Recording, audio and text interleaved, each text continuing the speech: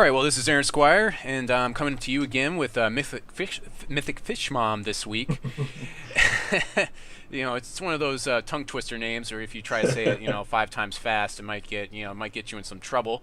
Today we're going to be talking about the Valentine's Day update that was coming to us. We got Corey's blog to go over, some patch notes, and then some other stuff. Like I've seen a lot of people lately that have been asking about the Slacker backer and whether it's worth it or not, which is like.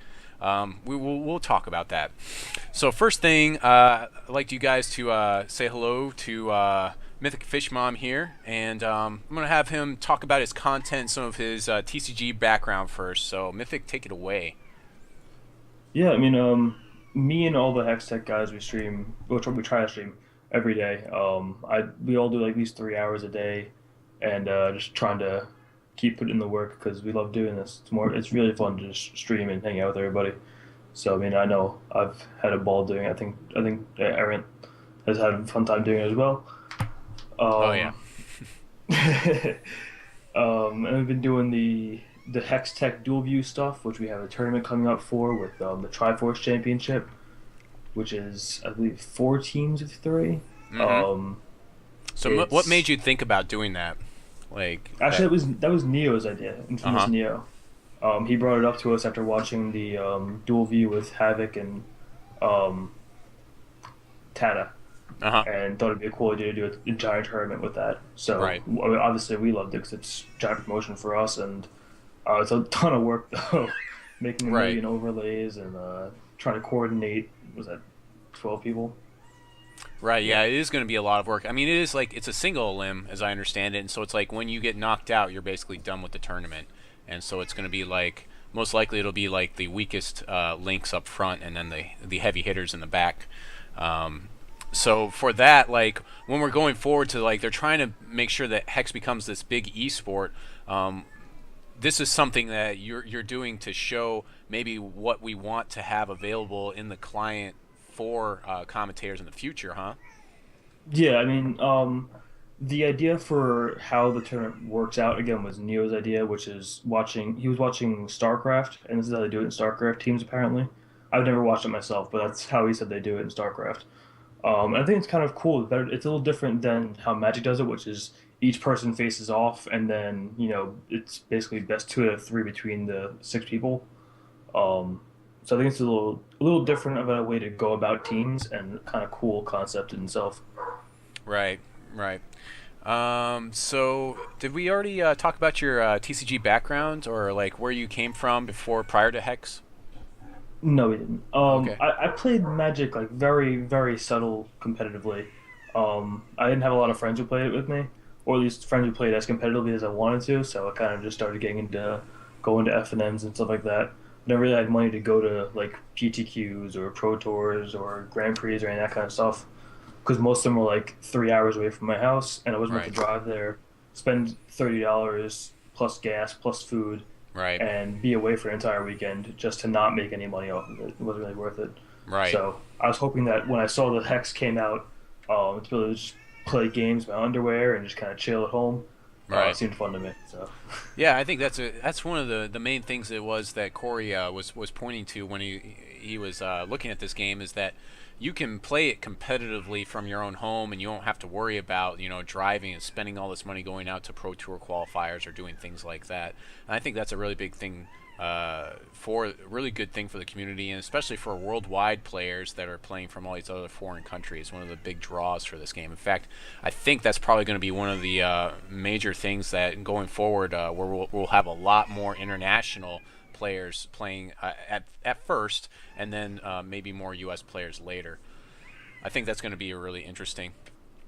For sure. I mean, like if you think about it, you have to pay $30 to get into a PTQ of like some of the ones I've gone to were like 700 people, like gigantic PTQs where your chances of winning are very low. Right. So you're spending an entire day driving there, an entire day playing in it, plus money, plus gas to get back. It's just it's a value big meat wasn't grinder. there.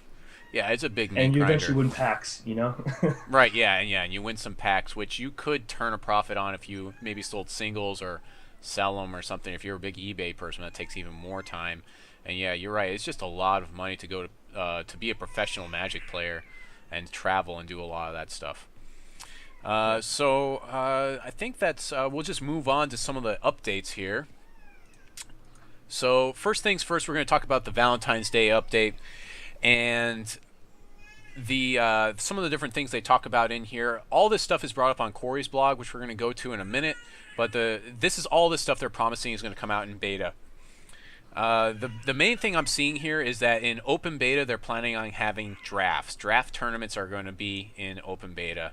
Other things they're going to have is the VIP program, which basically gives you a pack per week to open. I'm not sure if it's going to give you anything else beyond that, or maybe like a tournament or of some sort. Maybe like I don't know if it's going to give you like an entry fee to a tournament or anything like that.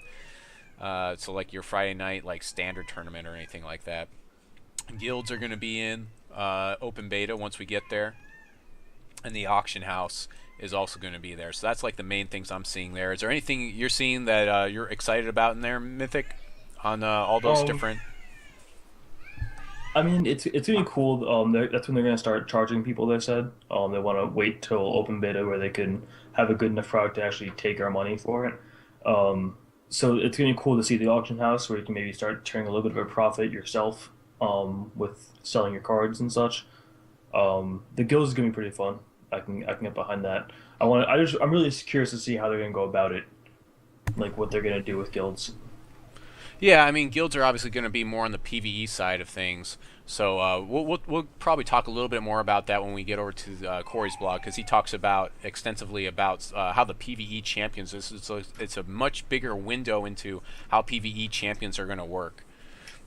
So moving on here, they're also talking about how it is they still need Unity 3D. They're looking for one more developer, but in Corey's blog, he's also talking about how he sees this game becoming so successful, he's going to have to grow his team to double or even triple the size of what it is already. He's got a lot of people working on the game. The dev feedback, which is kind of a big deal, they're now allowing. So what it is that you can do is if you think a card is broken, or if you think it's underwhelming, underpowered, or if it's just the actual R&D aspect of the card, you can let them know now. And a lot of this we've seen with the game, where it is that we've tested out cards and we've broken the cards. We've basically in such a way where it's just game breaking. We've seen a lot of that as we've been moving through this alpha process, and some of the stuff they probably knew about beforehand, but some other stuff that we've brought up, I may not have been as foreseen. The other thing is they're still looking for people to apply to become a moderator or the forum moderator. So if you're interested in that, make sure to get out and submit your application for that. So Mythic, any words on this? My only concern with the forum thing, the feedback on the cards and such, is that you're just going to get a lot of what you've been seeing already in the forums, which is a lot of I lost to this card, so therefore it's OP, which is kind of obnoxious. Like, oh, Ruby Pyromancer is OP because it gives that extra point of damage and like stupid stuff like that. That's the only thing I'm concerned about. Right. Is just useless information. But right. I mean, there's obviously constructive feedback, and then there's non-constructive feedback.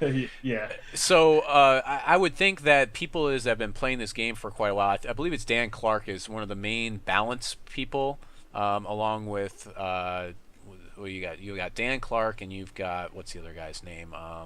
Ben Stoll.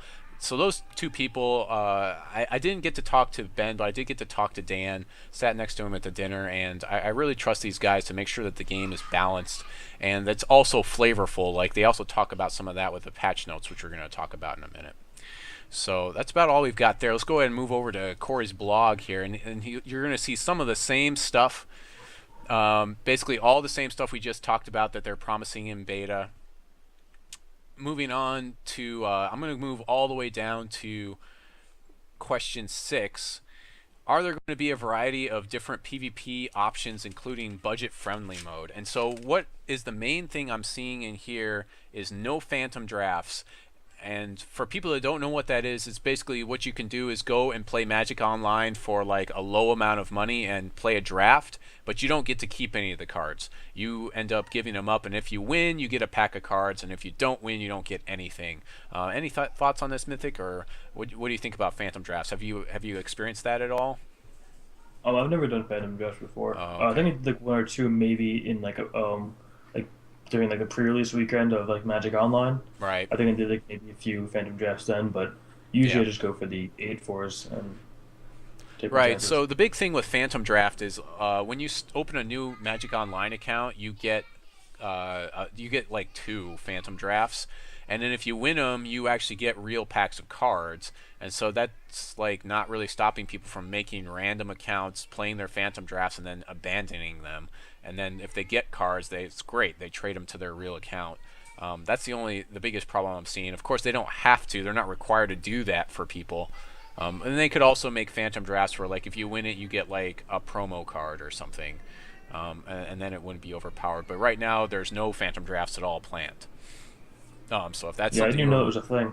yeah, if that's something you're really looking forward to, it's not going to be there right now. The next thing is PVE champions. Now they go through extensively on this, and I was a little bit confused because I thought PVE champions were actually going to be the champion you used, and now it almost looks like it's going to be some sort of a card. I mean, am I wrong about that, Mythic? Did you read through this? I didn't really read all of it, but looking at the little card art there, it almost seems like they're just gonna make what looks like the what are they called? Mercenaries almost. Right, Looks like your champions are gonna be like a version of a mercenary almost, which right. is kind of But a the big cool way to difference go is a about it. mercenary only has like four abilities. A champion, you've got a whole talent tree, and so they're going to be spec differently and do different things. I mean, I do see charge power, so maybe it is your actual champion. But like some of these charge power for this is like a ranger type. Um, Put a companion into play, a 1/1. If it's already into play, it gets +1/+1. So two charges, you get a 1/1. Just and then like he's got different might levels depending on how far you make it into the dungeon on this one, and then he's got like just destroy random 25% of the time destroy something, or uh, random troop can't block this turn 50% of the time. So I can see a lot more random elements on the PvE side, on the fun side of things, where it's okay to do some of that stuff. But yeah, it's looking like a lot of stuff. Make sure to read through his blog because he's got a lot of stuff in here. I'm not going to go through it line by line, but if you want to know more about the PvE aspects of champions, I mean, this is really good information here. So yeah, let's move on to the Slacker backer. They're talking about it, a definite drop dead date on that. So I'm just going to move all the way down. Actually, here's the HexCon. It talks about the HexCon event. Not a lot of information here. I actually hope that they don't do it this year and maybe hold off till next year on HexCon. I don't think that that would dash anybody's hopes or crush any dreams. There's plenty of things for me personally to go to. If I really want to go to something, I really want to go to Gen Con. I don't. I mean, if I had the choice, I would go to HexCon over Gen Con, but the first, so I could be at the first HexCon. But I mean, Gen Con, there's a ton of stuff going on there as well. Any thoughts about the HexCon event there, Mythic? I mean, I know forego. I'm foregoing rather Right, Gen Con to potentially go to HexCon if it is this year because I don't have the money for both. right, And I'd exactly. obviously rather go to HexCon because my passion is to play Hex as opposed to just whatever other board games and such. Right, So I mean, I hope it's this year because I did kind of make a decision to go to one over the other already. right. But I could understand it not being this year since it's going to be still a very new game by the time they do that. I hope that they So announce whether it's going to be this year or not. I mean, it says they're going to do some streaming solution. So I guess it really does look like it's going to be this year. So I guess that means that I should probably plan on going to it. Uh, the when are we going to shut down the Kickstarter? April 1st, no joke. No joke. April 1st, no more Kickstarter. And people keep asking, is the Kickstarter worth it? Is it not worth it? So let's just look here. I just happened to pull this up. Here's what you get with the Slacker backer. I'm sorry, no more. I say Kickstarter, I meant Slacker backer. But here's what you get. You get your alpha invite, but we're basically, and you get your beta invite. Not open you get beta, closed just beta beta. too. So Yeah, you you get get both. closed You beta. get closed beta then open beta. So that's cool. Right. you get one starter deck in addition to your free starter deck. Now I'm guessing the starter decks are probably going to be like between $8 and $10. A Magic the Gathering starter deck is like what, up to 13 or 14 nowadays, something like that. You get 25 set one booster packs, which is $50 right there. So that's your donation already. 2 months of the VIP program, which I would, and it gives you a pack per week. So if you're just counting the packs alone, that's 4 weeks, obviously, in a month. So that's $8. So if the VIP program costs like $8 a month, then, you know, which it probably will cost more than that. So let's say 10. So that's 10, 20, 50. The starter deck, we're going to say it's 10. So that's like, what is that? So we got 20 plus another 50 is 70, 80. That's $80. The Princess Corey promo card, which there's really no way to quantify how much that's worth. The Chesta Hex promo card, it's really difficult. I would say at least $100 worth of stuff at the minimum here. They're also saying that these cards are going to be well, these are the promo cards. These aren't the what do you call them, mercenaries, right? Princess Corey is a promo card, not a mercenary, so you can easily trade these later if you wanted to. Anyways, we could trade mercenaries too. They changed that too. Right, yeah, they just changed that. We just talked about that. But so this is definitely well worth it. If you're on the fence at all and you have the money, I mean, $50 is basically a new video game these days. So it's well worth it to get in. Yes, things are broken and they're not working perfectly well, but you're going to get these 2 promos that will never be seen again. And they've guaranteed us that they will never re-released these promos, because these are for people that basically got on board at the beginning of the game, and you're going to get a lot of a lot of bang for your buck, really. I mean, I saw somebody that decided to post on one of them, and he's like, if you want to give him a $50 interest-free loan, and I was like, except that they're giving you product, so that's not really a loan now, is it? Because you're getting product. I don't know. It just seems silly to me sometimes when I see what people post. I think that's pretty much it for this. Oh, they talk about the novel. The novel that's another thing. You're going to get a digital version of the novel if you're a Kickstarter backer for free, and they're also going to have a physical version to sell it. And he said so he can have it sitting on his desk. And actually, I would like to have it up behind me. Setting on my shelf as well, you know, just so I have it. Actually, I think I do enjoy flipping through pages more than digital anyways. Dog-earing. I'm not really a reader. Who am I kidding? So, anything else you want to talk about with the Corey's update that you really jumped out at you, Mythic? I mean, aside from the borders, I don't know if you were going to get. Oh yeah, we got the borders. Everyone's excited about these new borders. I'm thinking that at the bottom, this arrow thing might be to get you to the double back, maybe. And I'm not sure what that snake thing is going to be for. Maybe that's the single back. I'm not sure. I don't know. They are saying that in open beta we're going to have card backs, so we'll be able to see the card backs, those that we've been promised. Yeah, it should start. I think that it should start tracking achievements with the cards in beta.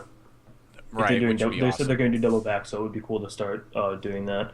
Right. I think Mantic is one of the guys who's often in some of our chats. He doesn't work for Cryptozoic, but he works at Cryptozoic occasionally. And he was saying it has something to do with like that would be where the like Ardent or Underworld symbols would go. Oh, like okay. So that could be there, and then the double back thing could be the arrow. Next to it. Right. So, real quick, we're going to move over to the breakdown. We're actually doing really good on time for the amount of stuff we have to cover tonight. The big thing I saw here is with all the fixes. I don't like going through all of these because a lot of them are pretty incidental. But the big one is Replicator's Gambit, now cantrips, which is what we've said all along. This card is gonna like, you're gonna 2-for-1 yourself to play this card, so it better draw you a card too. And it's good that it does now. I think that that's definitely not overpowered, and that needed to happen. Mythic, what do you think about that, especially as a combo player? I mean, I don't actually play much Replicator's Gambit. I don't know. It hasn't really come out to me. But I know a lot of people who have been playing it, and I played a few games with it, and drawing the card's also sweet, just because if you do that at one chance to like, oh well now I drew it, so that's awesome. Now you're just dead. Like that's pretty cool. But That could anything that happen, draws I your card's suppose. always awesome. So Right. I well, I got mean, tricked out because I gambited a what's his name, War Mechanist, and I right. drew a War Mechanist afterwards. I thought it was the same one. I got very excited. Yeah, But it but wasn't. you never So it know. would have That's been the just thing. It scanned. doesn't tell you. It needs to. That's the other thing. Replicator's Gambit needs to do. It needs to mark the card somehow, so that way you know it's a replicate card. You know. Yeah, I really yeah. feel like it needs to do that. Next one is Storm Call. Now exhausts all troops, whereas before, if you remember, Storm Call used to be you had to pay X for each card, which meant two things. First of all, that's actually targeting when you do that. You're targeting each guy to exhaust it, which could be problematic when you're dealing with cards that are untargetable. And second, it made it ridiculously horrible to use in any type of constructed play. And we understand that there are going to be cards that are going to be unplayable in constructed, but this card could have been designed better. And so changing it to exhaust all troops puts it on par with like Menacing Grolk or a lot of other cards like that. Mythic, any thoughts on that one? Well, I think on par is a little over the top, but I think it's fine because it is a quick action, so it's kind of cool. But it does get countered by people playing One Eye Open because there is no pre-combat phase. So you have to play it on the main phase.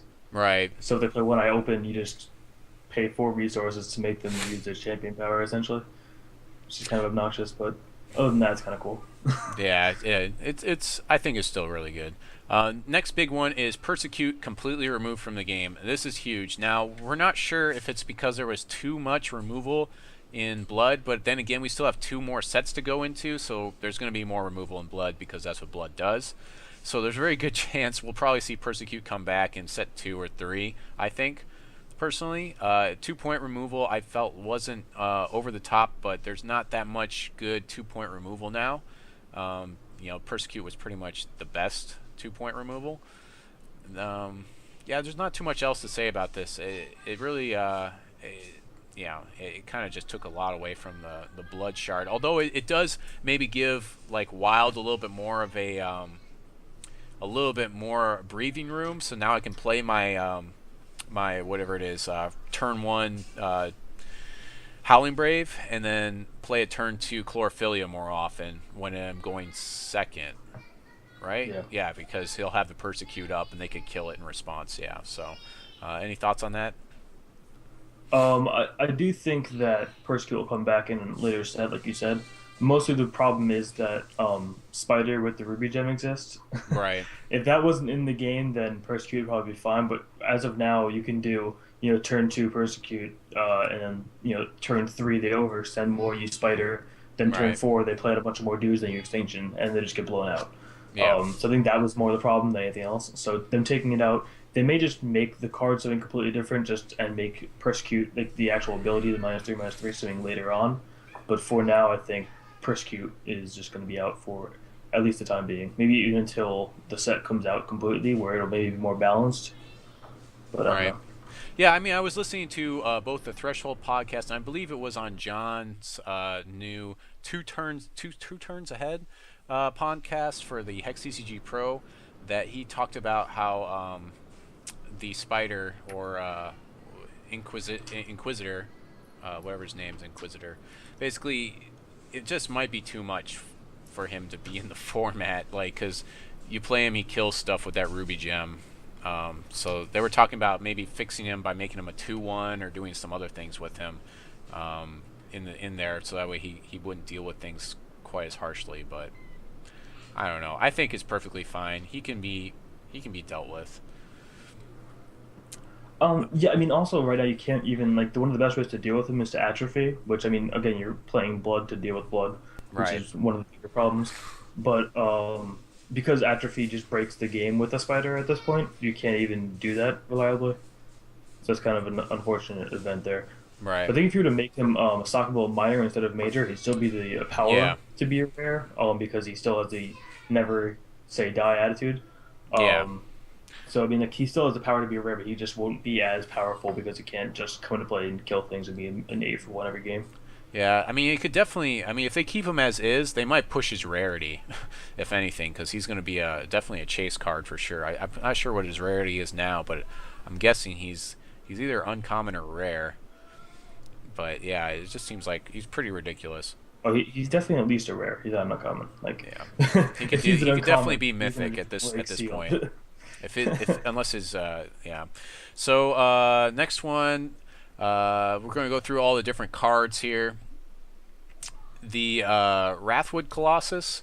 This guy was kind of like a big deal for a lot of the wild players. I had him played against me. It didn't feel like it was ridiculous. I mean, the game kind of went long anyways. I mean, you kind of need to have this guy in that deck. Although he's got the same problem that I had when I was playing with, what's his name? The artifact guy. That's 8. He costs 8 and he's a 5/5 flyer. Which Guardian? one? Guardian, yeah. Okay. When I was playing Eternal Guardian, it's like the same problem. It's like sometimes I can't get to 9, even though I'm playing ramp. And I've sacrificed a lot to get there. So I don't know. He's maybe a one of. I haven't been sold on him completely yet. I've been playing around with him a lot. 'Cause I like the card.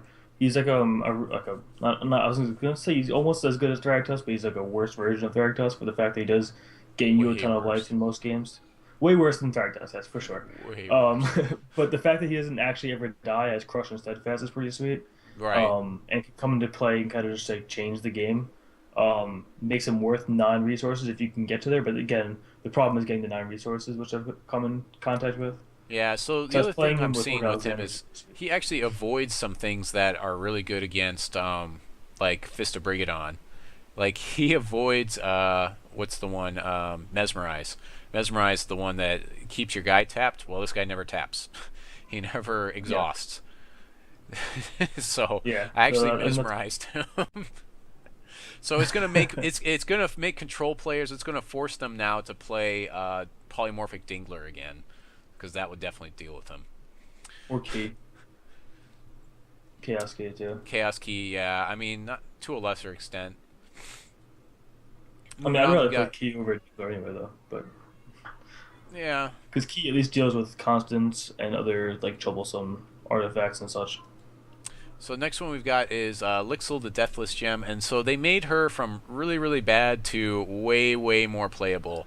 So even if you can't make her invincible, like if you play her in a draft, you could still play her. She's a solid 3/3 body, and you get to she resource fixes you, which I thought is crazy. You would usually see something like this in Magic terms in like some sort of green deck, you know, some sort of wild in this game deck, but we're seeing resource fixing in Diamond, which is really interesting that they've decided to give that to Diamond here. And then if you have all the resources up, she's invincible. I had someone play her against me. She's pretty strong. Any thoughts on her, Mythic? I mean, I love me a Borderland Ranger, and she's basically just a sweet Borderland Ranger. That doesn't give you the actual resource, but fixes your resources to an extent. Right. I have seen her, like, a lot of people I've been working with is, like the 5-color decks with her and Midnight Shepherd, and they're actually coming very consistently for the fact that you have her, you have the 1-cost artifact that gives you all the thresholds. So they can actually get to 5 thresholds fairly consistently now, which is pretty sweet because it gives you some cool, weird synergies, yeah. combo type decks, yeah. Right. And her Invincible is pretty sweet against the aggro decks too, because turn 3, turn 4, you can have her Invincible a lot of times. Right. Another one is Adaptable Infusion Device.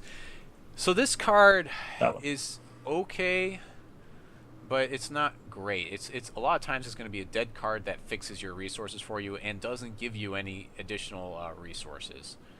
And it's going to be a while before you get to cantrip it to draw that card. Big changes. I believe, if I remember right, this used to cost 2 to do this cantrip effect. So any thoughts on this guy? They also changed the picture. I think it was always 4. Was it always 4? Yeah, I think so. Because that was the problem with it originally, is that it cost 1 to come into play and 4 to sacrifice. To cantrip you into that next card. And of course, when we're talking about cantrip, we just mean draw a card, harkening back to an old Magic term. I mean, I like it in three-color decks though. Like if you're playing like a three-color mid-range deck, Right. late in gaming to draw another card is always fine, and you fix your resources early, which is nice. So it has its uses, but it's not anything Yeah, exciting. it's not like something to write home about. I don't especially like it. The Bone Warrior. So the funny story about this guy is we haven't seen this guy since Gen Con. We haven't seen they were having problems with him in Gen Con, and he wasn't making his pile of bones. And basically what happens is that he dies, he turns into pile of bones, and then the pile of bones turns back into the Bone Warrior and goes in your hand, I believe, if I remember right. Or no, you have to pay for. No, Pile of Bones comes into play. Right, it goes into play, and so then you can transform it into a warrior. Oh, so it just turns back into a warrior. Yeah, So this thing could be killed, and then he gets rid of it, so it's not completely overpowered. You can still block with it, or no, you can't attack or block. So yeah. yeah, it's basically it could still be killed. Just have to double kill it. But yeah, it's interesting that this guy took so long for us to see him in the game. Yeah. The best thing about this card is actually the flavor text. If you read it, I I am think the it's like I'm scourge of an the invincible living. warrior. I Yeah, am defeated. I'll never be defeated. I'm invincible, eternal. Yeah. and then the other side says, "Well, that was awkward."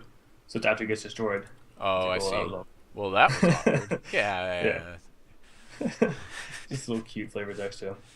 Next one is Servant of Shathak. Shathak? Shathak? Shack attack. Shack Attack. Yes. He's, he's that's funny because what's his name goes by his handle is Shack Attack on the forums. Yeah, Uh, my wife is screaming in the background there. so um, interesting card. It's going to be like they say in the text down here. Really good for draft or for limited play. Tried playing him in in a constructed deck. It makes the deck pretty clunky, but I mean he's still playable.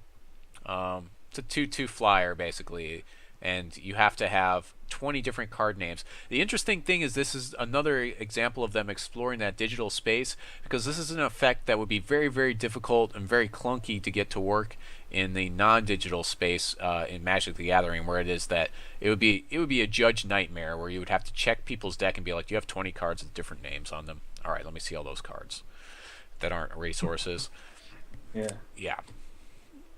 So, thoughts?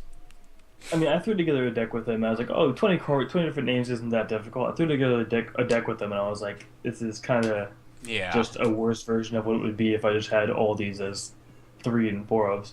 Right. So it's kind of underwhelming. I mean, I like a 1/1 for two is a one cost 2/2 is always something to kind of explore because it's a nice power for the cost, especially with evasion too. But again, getting to 20 different cards is kind of Yeah. awkward at The times. biggest problem I'm seeing with him is that I kind of want to go into another shard right now because there's not a lot of good 1 to 3 drops. Amazing, where I can make a whole deck out of them unless I go into Ruby. So that's probably what I would do. But I really want to drop this guy in turn 1, and if I go into Ruby, chances are I'm not going to do that. So this Yeah. is a card that will get better the more and more cards that get added to the game. But right now, it's definitely, like they say, better in limited play than it will be in constructed play, most likely. Yeah, I mean it's a rare though, which is kind of unfortunate for the limited play because you're gonna get like one Yeah, every not very couple of often. drafts and such. Yeah, plus you kind of need to play 4 of them as a rare, so I don't know that that was a good choice there. It probably should have been an uncommon, but It's probably fun as an uncommon. I mean, I think Delver he's was an perfectly uncommon. fine It's as an fine. uncommon. But I don't know. What do I know right now? Uh, Splinter of Azoth? Azoth? Yeah, these names are As getting a, harder and harder to say. I know, as a Hoth. Azat Hoth. Yeah, he lives on Hoth, but the Azat side of Hoth. For you Star Wars people. So his thing is one shot, interrupt a card. If it's interrupted, put in. So he's basically tempo. But there are probably better cards at 4 that we can play in our tempo Sapphire deck. Plus he's really prohibitive at 3 Sapphire. As a 3/4, it's pretty decent body with flight. Seems pretty good. I mean, probably really good in limited play. Not really that playable in some sort of constructive play. So I mean, Mono Sapphire has been played for a while with that card, Garalk. You can really kind of tempo people out of games. So I think it's gonna see some amount of play. I don't know if it's gonna be you game get breaking two or of. anything, but Yeah. yeah, like a 2 or 3 of in a Mono Sapphire deck's probably fine. But Well, Mimic not got a a lot Mono. worse, so you probably won't see that much Yeah. Mimic being played. Um, Briar Legion. This is another interesting card. So we kind of have to talk about this one with Briar Patch Conjurer. So Briar Patch Conjurer lets us throw these Briar Legions into the deck. So we can start with 4, and then every time we exhaust this guy, instead of attacking for his 1 point of damage, we can make these Briar Legions. And then as we play them, each additional one we play gets bigger and bigger and bigger. Basically, virtually unplayable in limited play because you probably won't see that many of them. Although he is common, right? White is common. That's right. I actually still have yet to understand the rarity thing of this. I think The white is common. colors thing, I'm not good with that. That Roy G. Biff stuff's too much for me. I think gray is uncommon. I don't even know. Was this guy mythic? No, that's green. Oh, green is uncommon, or maybe green's common. I don't know. I think green's uncommon, blue's rare, red's legendary, white's Red's common. legendary, I think and how it white's goes. common. Yeah. So, Something like that. so any thoughts on this little combo here with these guys? I mean, I think it's all right. The problem I'm seeing is that like you probably play him with when you're also playing like what do you call it, Crashabeast, and then he competes with Crashabeast because it's like you really want to draw Crashabeast, but instead you're going to draw this Briar Patch guy because that's what she's throwing in the deck. I mean, that's my Yeah, biggest and I think problem. when you dropped that's kind of good, like really good though, because the second one you play is a 4/4. Right. Third one you play is a 6/6. So it still gets better as the game goes on. Same as Crash Right. Beasts. So it's still fine in the same slot. It again, there's gonna be times where you'd rather draw your Crash Beast than your Briar Legion, but I don't think there's gonna be many times where you're upset about drawing it late in Right. game. Like a 3 cost Titan's not bad. Yeah. Right. Yeah. Yeah. Sure. For sure. Once when you can do that, a Titan that can block, right? Yeah.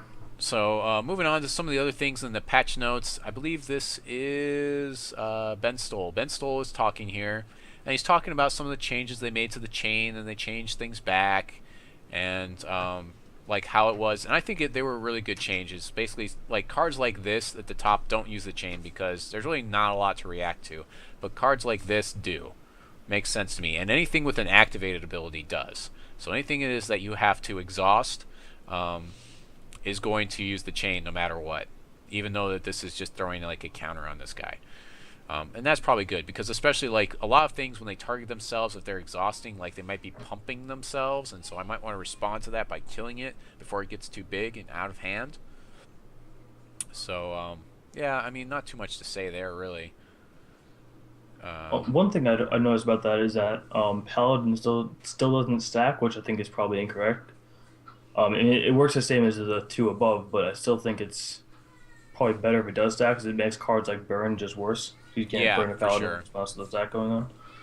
So I think that's something they should probably change because it is getting counters, so it's still kind of targeting Yeah, itself. I think when people are In a using way. life effects that went on the stack, I could respond. But you're right. If it was like something that didn't use the stack, so like if they play this Spearcliff Pegasus and you have the Paladin in play, this ability doesn't go on the stack, which means I can't respond to the Paladin because his buff ability doesn't go on the stack then, because he's targeting himself. But it should be.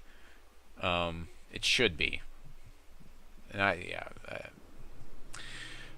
moving on, replicas. So they changed, in case anybody didn't know, they changed the way it is that Mimic works. Mimic now instead takes a replica and puts it in your hand. That's in the patch notes above. I kind of saved it till we got down here just so you could see what that means. So replica is going to be basically a copy of a card that's an artifact but doesn't have uniqueness, and it has the subtype robot and replica. And so, like, you can have situations like this. Oh, and also it doesn't copy any of the effects of the card. So if, like, this one has been atrophied, this Uranaz has been atrophied, and then we have this Uranaz that is a copy of this Uranaz, but you can see that it is an artifact robot replica dragon that is Uranaz, but it's not unique. So pretty interesting effects going forward, especially with like Replicator's Gambit, because that was a big problem. So now now you can take that unique card and throw it back in your deck and get a bunch of replicas when you play it, instead of just the instead of killing all of your unique cards. I think this is an elegant way to deal with that. Yeah, I think it's kind of cool. That makes robots and that makes them artifacts as opposed to actual copies. It's just kind of a little neat thing to have happen. Explains flavor wise why it would happen, as opposed to like there's just two of these guys now. It's more of a they made him out of like a robot version of him, which is kind of a cool way to think about it. Also, now you can Replicator's Gambit your War Mechanist and deal 1,000,000 damage if you draw it again. Right. Kind of sweet. Exactly. Which I did have somebody try to do that. They didn't draw him, but they tried. So this is what Mimic has been changed to. They raised the threshold on it, which I don't think was completely necessary. It's basic action speed. Create a replica of a troop and put it in your hand. So it became ridiculously slow and clunky and hard to use. So games Yeah, where I think should have lowered the threshold. I thought it was 1. It No. was 1 before. They upped it. It was 1 before, yeah. They Yeah, should have so- lowered it. I'm saying if they're going to make it worse, they should at least lower the cost and the threshold and make it at least semi-playable. Yeah, they should have made it 3. I think that's what should have happened. Because you're going to copy a troop, and most troops cost at least 1. And if it costs less than that, chances are that troop isn't really that big of a deal anyways. So, yeah, this is more for the flavor and to show us how replicas work, I think. But while doing it, they basically trash this whole card. But in the future, we will be seeing things that will be doing exactly what it does. We will be seeing what it used to do. We'll be seeing things that do what Mimic used to do, where you make a copy, and as soon as it comes into play, it becomes the copy, and that's it. The classic copy effects that you see in Magic the Gathering today. They did promise us that. One last thing about the chain that Mythic and I talked about was the fact that you have to do stuff before the combat phase in first main phase, which is kind of a big deal. So we're hoping that in the future Cryptozoic will have a start of combat phase, so that way you can respond. And like the problem is, like if you're in your main phase, in your first main phase, and you need to do something before combat, like tap all your opponent's stuff down. If you miss that opportunity, then as soon as your opponent declares an attack, that attack is going no matter what. It doesn't matter if you exhaust all their guys and tap them down. They're still attacking. They still count as attacking. A start of combat phase would fix that. The other thing is let's say that you do tap everything down. Well, you're still in your opponent's first main phase, which means they can still cast all the cards they could normally cast during their first main phase before they go to combat. They don't have to go to combat. So those are the two big problems I'm seeing with that. Any thoughts on that, Mythic? Yeah, I mean, the fact that you do things in the main phase is always just bad because you want to wait till as late as possible to do anything. So doing things on like their pre-combat phase is always something they can't like. Okay, I'll just play another haste troop or something. Like, Right. if they're gonna play haste troop, they play it anyway. But still, like they can't play another thing to respond to. You're tapping down all the troops. It's Right. just Or like not one this. eye open, like you mentioned before. Like Yeah. you tap everything, and then he's like, one eye open to untap them and now attack. Exactly. So that is about it there, and we're going to move on to the deck doctor here. All right, we got Sojourner. So what I did was I went and trolled the forums a little bit. I've been trying to get onto the Hex forums a little bit more these days, and I saw this guy that posted this deck, and he got some feedback from some people, but I said to myself, this is an interesting deck idea, and I have already dubbed Mythic Fishmom the best combo player in Hex. So, it's a lot to live up to, I know. He's definitely he's the real Johnny. Like, I'm like a Johnny Spike. Like, I want to win all the time, but Mythic, I don't think he really cares. He's like, I win 1 out of like 10 of these, but every time I do, I'm comboing off, all right? So, no, but seriously, he is a very good competitive player. And so I wanted to have this deck on. So this is a very combo-y deck. This is basically a Sliver of Immortal Spear deck. And if you don't know what this does, basically if we have 5 of them in play, we win because we're dealing 5,000 damage. And chances are our opponent hasn't cast like Elixir of Immortality that many times. which gives you, you know, it has that effect where it gives you life, and then eventually it gets out of hand. But chances are, most these days, no one's going to have that much life. So that's the main thing I'm seeing here that he wants to get done. He also has some interesting combos. So if you have Turreted Wall and you play it after you play your Cerulean Mentalist, you get to draw a card every time it deals damage, which is pretty neat. That's pretty neat. But that's 2 cards, and you have to play them in a specific order, so that's probably something we're going to cut from the deck. He's also running Wyatt, which makes sense because he needs to draw cards. Countermagic's pretty obvious. With Wyatt, though, the one thing I would say about I'd maybe play the dude who makes worker bots, because he works better with Research Librarian, which is going to draw you cards anyway. True. True enough. I think it's probably just better. I mean, that's what I'd be doing at least. Because he's not playing that many artifacts. Right. So the fact that Research Librarian's almost always going to tap for like 4 to 5 to draw a card, which is just worse. So you kind of want to get a little bit more artifact support in there. So yeah, the way I'm looking at this deck is I think what would be best is to have this be a not necessarily a primary, but an alternate win con, the Sliver. So we have to play with this. That's what we're gonna set down. But I think you're right. I think we need to push more towards the robots and less towards this stuff. So the things that I'm worried about with this deck is like flyers. That's what I think I'm worried about. Removal somewhat. But we have Countermagic to help us deal with removal if we have to. But that's the main thing. The Mentalist and the Turreted Wall is cute, but I don't think it's worth our time, really. What do you think about that, Mythic? I mean, if it does go off, it does draw you a million cards a game, which is always sweet. I know, again, Mantic was playing that in his tournament deck for the Challenge Series, and it was always doing work for him.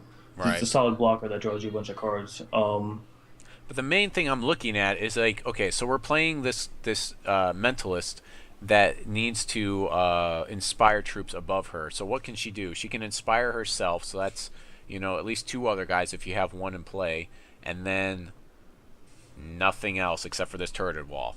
So she has an entire 5 targets. You know, if you already have 1 in play because you have 6. Yeah, I think it's very good in his deck. I think overall it's a good combo, but I don't think it's very good in this deck. Yeah, So this I feel like would be good if you were playing some sort of deck that had more of the what do you call it? The inspire mechanics in it, or just cards, just more troops in general. Otherwise, I just don't think I can see it in here. So we're gonna go ahead and pull those right away. The other reason is we need to have robots in this deck. So that's the other reason why we pull Wall, because Wall is not a robot. Let's see, 0. What else? I think we're gonna go ahead and switch our champion, like you said. So we'll go ahead and get rid of him for now. Time Ripple is tempo, but I don't think we're really a tempo-y deck. We'll probably take that down to 1 for now. The Bottled Vitae is going to cantrip through the deck, but I don't really see it doing very much more than that. I mean, I guess we are trying to get to Sliver, but I don't know. I kind of want to be competitive without having to rely on Sliver as much. The big one I think I want to run in here is, what is it called? The card that is it makes copies every turn, that new one. Oh, Doppelgadget? Doppelgadget. I think that needs to go in here. Like 3 or 4 of those. I think that's going to be a must. I tend to go with 3, but I think 4 is probably okay. So Mesmerize copy Sliver too, which is kind of cool. Mesmerize is probably better removal for this deck if we run it. If we decide to run it. Eldritch Dreamer is another one that we could maybe run in here. Let's see if it'll go this time. Dream is probably pretty good because you can draw cards off if you want to get to your Slivers. I do think Time Ripple is probably better than Mesmerize for the fact that if they stumble a little bit, you can make them never to cast their spell again, which is kind of cool. Also, it's cheaper, which is always nice, and instant speed. Yeah, we have to be careful about how many dwarfs we're playing in here too. I think, right? How many dwarfs? Why is that a... I'm not sure what I'm thinking of. I think they changed the construction plans Warhawk too, or at least they had it in the patch notes that it was updated. I'm not sure. Like I've said before, this thing needs to come in untapped. It really does. It's really bad Yeah. that it comes into play tapped, exhausted, because I really need to be able to exhaust guys in response to my opponent's attack phase and then block with this thing. But You mean the amount of work you put into it for a tapped 5/5 just seems kind of bad. it's really annoying. But that might be I don't know. That might be something we might think about, but I think there's better stuff now. Gearsmith is definitely going in here. That's a definite, because he's going to draw us those immortal spears Yeah. by himself without having to worry about anything else. Pterobot's not a bad flyer blocker, and they did buff Pterobot quite a while back. It's now a 3/5. It's not a 3/4. Yeah. Probably two of those. Yeah. The fact that it doesn't go off all artifacts anymore is just kind of obnoxious. So it goes off only dwarfs and robots now. Dwarfs and robots, yeah. It is Yeah, a I mean, robot before when too. it used to go off of bottled and it used to go off bottles and Sappers Charges and stuff like that, which is always cool. Like you just have those in the field and you play that for free, then blow the other ones. That was nice, but now you can't do that anymore. It's kind of a little less awesome than it was. There's a classic that I always, you can still run Ancestor shows in here too, maybe. Maybe. I mean, we have to be careful about the amount of dwarves we're playing, like we've already talked about. Buccaneer's more of a tempo card. I don't think it really belongs. Dingler, probably too prohibitive. It's too costly for us. Not a dwarf. What else have we got here? So here's Bertram. We're definitely putting Bertram in. I think that's going to be a thing. Tech Genius, probably don't necessarily need to pay that much less for our stuff, but we'll look at it. Sappers Charge isn't what we need exactly. I mean, it is removal, so we'll keep it. We'll put it there for a Yeah, I second. mean, it's removal in blue, plus if you draw it off of that, the dude that makes it get one less whenever you get an Yeah, artifact. it's for free. It's free, You and can it play it for also free, but then you density yeah. of Research Adept draws his cards, needs an okay body, but for 4. I wish he cost 3. I think he could cost 3 and he'd be perfectly fine. yeah. I mean, he's unplayable now, so making him a 3 would make him at least playable. Yeah, I wouldn't say he's completely unplayable. I mean, I've played with him, but the thing is that's nice is like, so you could play him instead of like this Oracle song. You're drawing less cards, but you get a body. Yeah, it's a nice trade-off. The Welding Bot's a maybe, like as a one-of, to draw us. Yeah, probably like, the one of you can get back your Sappers Charge Yeah. or your bottles. Yeah, if we keep the bottles. You can actually get back Slivers if you get it off of that guy who makes it cost 1 less if they kill it. Oh, really? That's Yeah, always that's true. something kind of cool to think about. Actually, I think if you have a Technical Genius in play, it would make the Slivers cost 1 all the time, even if they're in the graveyard, so you can get it back with Welding Bot if they were to mill it or something. Right. Just words. I don't think we need this thing. I am really disappointed with the change to this. It's playable in draft, and that's it nowadays. What card? Dream Dance? No, the Worker Bot Factory. Sorry. Oh, Worker yeah, Bot. Worker Bot Factory. I used to love Worker Bot Factory. And then now, It wasn't. I mean, It was not just even close to horrible. being broken before. Not even Oh, close. you could break it before. I killed people by yesterday and back a million worker bots, and Yeah, I I'm killing saw them with that. playing out all of them. Yeah, so you could break it. I think they just wanted to lower the amount of one drop artifacts in the game, because having that many free artifacts is kind of absurd. I kind of like this guy. I don't know that he really fits the flavor of this deck. What guy? Hopefully when he I'm sorry, yeah, you're a minute behind me, but Eurig the Robomancer, he makes the worker bots, and he can make the worker bots into, I think this guy might actually work for us. He costs 4 I mean, you make your champion power into Warhawks eventually. I mean, Yeah. seems pretty good. He's unique, so we probably only want to run like 2 of them max. He's really a weak body. That's probably the biggest thing with dwarves. We're probably still gonna run like maybe a single Volcannon in here. Yeah. Doppelgadget. You said 4? I'd run 3 usually, but I've seen people run 4, and I guess it's okay. But I don't know. I don't know I how don't many know if I artifacts. feel like I'm not. It's the problem with Doppelgadget is you put it on the field, and if you have nothing to copy, it's a dead card. You know, that's my biggest problem with it.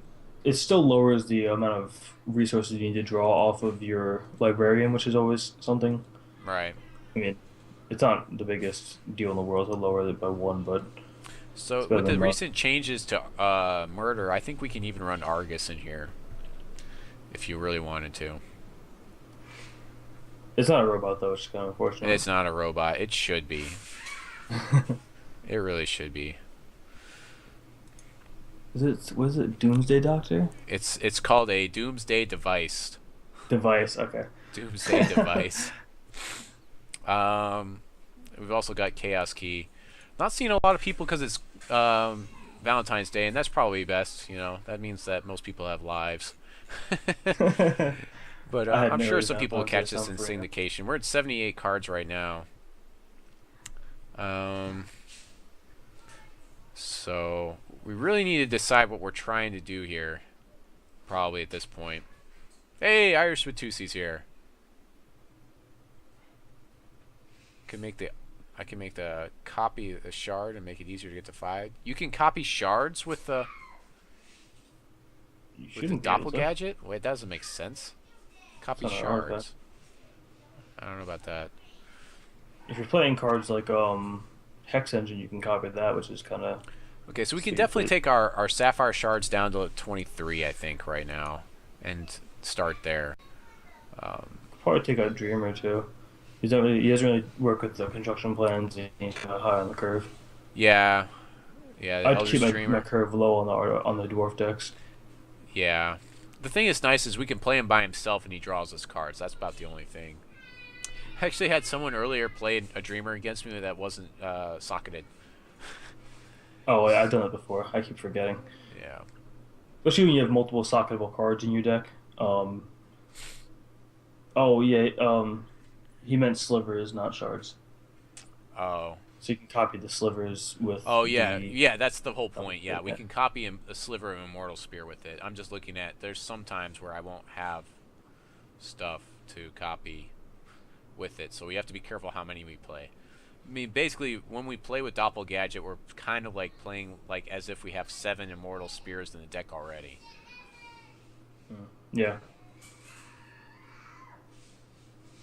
I'm not sure how many Oracle Song we really need to run in here. Peak is going to be huge for this deck. It isn't doing it. Peak plus Gearsmith should be a lot of good things. That's a lot of good synergy right there. Yeah. So I think I I'm just think we gonna lower the librarian count too, from 4 to maybe 2 to 3. the which Just count? because research librarian. Just because 4 of them is a bit much. If you don't have anything else, it's gonna sit there and just not ever draw cards. Yeah, typically I'd say probably like 3 or 2. So let's take it down to 2 for now. Um, we do have to have a lot of artifacts on the board, and he's a really weak body, really weak. Yeah. Um, Not very good in his own. At least he only costs 2. Yeah. Chaos Keys, 2 of those. Doppelgadget, Charge Bot. I'm not sure if this is going to be that viable right now. Ancestor Chosen. I'm not sure if I need to. I should probably pull it. He actually lowers the density at which you can draw your slivers if that's our main way to win. Yeah, so So he's counterproductive. Let's see, what are we at right now? We're at 72 cards. I'd also probably lower the amount of Pterobots because again, you don't have a great amount of dwarfs and artifacts, so a lot of times it's gonna be like 4 to 5 cost. Which is kinda high. Yeah. I'm really not feeling this tech genius right now. I mean, yeah, I know you like him, but Yeah. You can come, that's fine. the big thing is eventually like he becomes the longer the game goes, Tech Genius becomes less and less useful because eventually I've got 7 shards in play and I can play everything in the deck. So I Sure. mean, that's the big thing is like he's for like a lot of early aggressive plays, and that's not really what this deck does. Is the way I look at him. And Research Adept, I think we're gonna go ahead and make that cut. We've got better cards now. Makes them a lot less playable. With like Robomancer is probably what we want to cast, not him. 68 cards. I'm not sure I want these Vitaes in here. I mean, we're running a single shard deck already, and it's really kind of slow to play, and I feel like most of the rest of the stuff does a good job in this deck. Yeah, I mean, I guess it does. I guess you're throwing away before you get to the librarian anyway. But I mean, Yeah. drawing a card's always nice. Cycling cards is always sweet, and plus getting the charge power is kind of cool. But Yeah. Well, yeah, I guess the charge power is going to get me more blockers. yeah, also make your Pterobot easier to cast. Yeah, I mean, probably the construction plans Warhawk too. Yeah, I think I'm going to get rid of those construction. We're going to get rid of construction plans on this. Mesmerize, Time Ripple. I think we're just going to go up to just play 4 Countermagic instead of playing some of this other removal, because Countermagic's just, yeah, it should just counter a lot of the big threats, and as long as the little threats don't kill us, we should be able to play enough Immortal Spears to win. Yeah. Having a sweep would be nice. Going into Blood might be worth it for this deck, but I think that's a different deck design than what we're building right now. I mean, getting the sweep is gonna just sweep your own field a lot of times too, because you're gonna have a lot of troops out there. Right, yeah, I mean, we wouldn't be playing with all these dwarf troops and things if we decided to go into Blood. And then it would be completely different. Yeah. Sappers Charge is going to be decent early removal. We could probably actually go up to, what, 3 or 4 of these? Yeah, 3 or 4 is probably fine. I mean, I usually go with 4 if I'm playing the guy that makes me. I keep forgetting his name. The guy that draws you Bertram. an artifact. Bertram. Cragraven. Yeah. Yeah. So. Heavy Welding Bot's decent. Volcannon is like another alternate win con.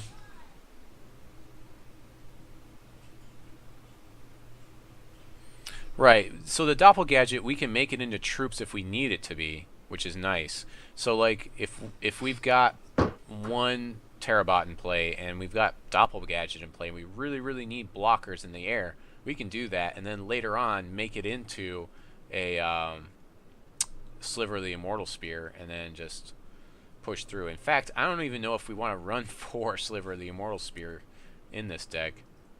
I mean, that was kind of the original premise. So it's probably nice to just keep it as It it was. is, Or at but least yeah. some of what it was originally. Yeah.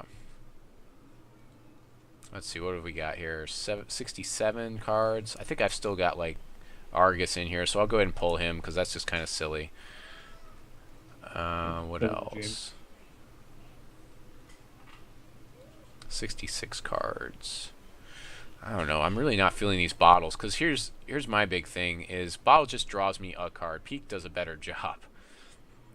Yeah, but bottles you can get back with your welding bot, which is kind of cool. Yeah, that's true too. If you're gonna cut bottles, just probably cut Probably welding take bot as well. probably just take it down to like 2. I think would be okay. 64. So we've got to cut 4 more cards. I really like the idea of Peak and Gearsmith being in this deck to get this Immortal Spear out. Yeah. I'm thinking maybe take the Doppelgadget down to 1 and the Chaos Key down to 1. Chaos Key is going to be really slow to use. Yeah, because you can't really lower the amount of which the effect takes to cast, which is unfortunate. You can lower the cost of it, but you can't lower the effect cost. So I think if I remove maybe like an Oracle Song and maybe like a Charge Bot, I think we'll be there. Or maybe Eurig. You can even go down to 2 Oracle songs and 4 peaks, right? Because I'm already at that. selection. I'm You're already okay, at 2 okay. Oracle Song and 4 peaks. A little behind. Sorry. No, it's fine. No, it's fine.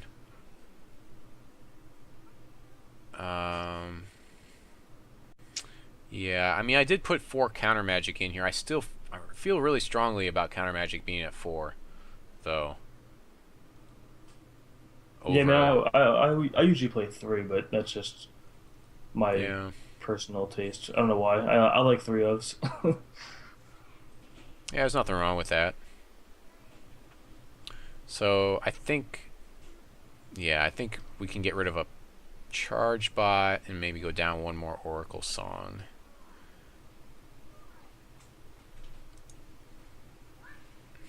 I think that'll put us there. So that's the deck that I came up with right now. Any changes you would have made, Mythic, or any, you know? No, it seems pretty solid. I mean, Yeah. So what we've got is we've got the 2 Bottled Vitae, the Gearsmith, we've got 4 of those, the 2 Pterobots, the 4 Countermagic, Bertram is our champion, Sliver the Immortal Spear, 4 Sappers Charge, 1 Oracle Song, 1 Heavy Welding Bot, 2 Research Librarian, 4 Peak, 2 Eurig the Robomancer, 1 Volcannon, 2 Doppelgadget, the 3 Charge Bots, a Chaos Key, and then 23 resources. And if you look at our curve up here, I mean, it is really rocking. I mean, you might even go a little bit more gutsy and go to 22 resources with this thing, because you've got the bottles to really help you. You could, yeah, you could cut yourself. You could cut your resources down a little bit. you could go a little bit gutsier with this. You really could. So just kind of run you guys through what we talked about tonight. So tonight I had Mythic Fishmom on. He's up there. So make sure you're checking out his content. I'll let him plug his content right now again. Yeah, I got Mythic Fishmom at Twitch TV /Mythic Fishmom, Twitter at Mythic Fishmom, YouTube, I guess /Mythic Fishmom. I don't know how that works. I'm pretty sure if you just Google Mythic Fishmom, it'll all come up. I'm pretty sure he's the only one on the entire internet. It's pretty awesome. You got a solid name. Yeah, you should actually go ahead and tell him how you got your name while we're doing this. A little synopsis. Well, my name is Tim Smith, and Tim the Myth, kind of just Tim the Myth Smith, kind of all goes together. So that was my magic alias. We all had kind of UFC style aliases in my place I played Magic at. So I got the Myth from there, and then I'm a Fish Mom. Surprisingly, no one ever takes I'm a Fish Mom on any forums or, websites or anything like that. It's always available somehow. So I've kind of just had I'm a Fish Mom forever, and Right. yeah. So there you go. that's it. Mash them together. So then we talked about the Valentine's Day update, and then we also went over Corey's blog with some of the neat stuff that's going on over at Cryptozoic. We also talked about the patch notes with some of the different things that are going on there with the different cards and some of the changes, and they removed Persecute. I know children are going to weep and like in the streets, and this really hurt what's his name's feelings a lot. The control mono blood player that we've got in the Hex CCG Pro Guild. I forgot his name all of a sudden, but anyways, really hurt his feelings. Right? What was his name? G Prime. Yeah, Grum. Yeah, it hurt. Like it cut him to the core. Like he's having a hard time recovering right now because they've removed Persecute. Not really, but. And so, and then we had the Slacker backer. We talked about if it was worth it or not, and then we did this wonderful SojournerWrath, basically Immortal Spear deck. And so I will post a link to this deck on the YouTube when we go into syndication. So make sure to check that out there. I will also be posting the links to Mythic Fishmom's content, so make sure to check him out. Other than that, this is Aaron Squire saying God bless you and your families, and try not to rage too much out there. Good night, guys.